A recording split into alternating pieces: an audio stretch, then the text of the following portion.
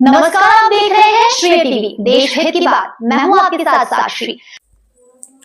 हमें चिंतामणि रत्न के समान अनमोल जिन शासन प्राप्त हुआ है।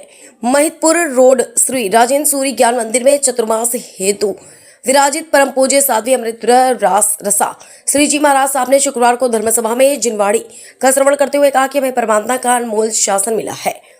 दुर्लभ मनुष्य भव प्राप्त हुआ है। मनुष्य भव को हमें वेस्ट नहीं, धर्म में इन्वेस्ट करना है। हमें 84 लाख जीवा योनियों में भ्रमण करने के पश्चात उत्कृष्ट मानव भव मिला है। उसके साथ ही हमें उत्तम जाति, उत्तम कुल, उत्तम धर्म और उत्तम योनि प्राप्त हुई है। उसी के साथ परमात्मा महावीर प्रभु का हमें दुर्लभ शासन प्राप्त हुआ है। इतना ही होने के बाद अगर हम अपने जीवन को धर्म से में इन्वेस्ट अगर नहीं करते हैं तो हमारा मानव भव बेकार हो जाएगा। साधु नाम दर्शनम पुण्य अर्थात साधु के दर्शन मात्र से ही अनंत पुण्य की प्राप्ति होती है। जिनवाड़ी के प्रति हम सच्ची आस्था और श्रद्धा समर्पण भाव से ही हमारी आत्मा का कल्याण होगा।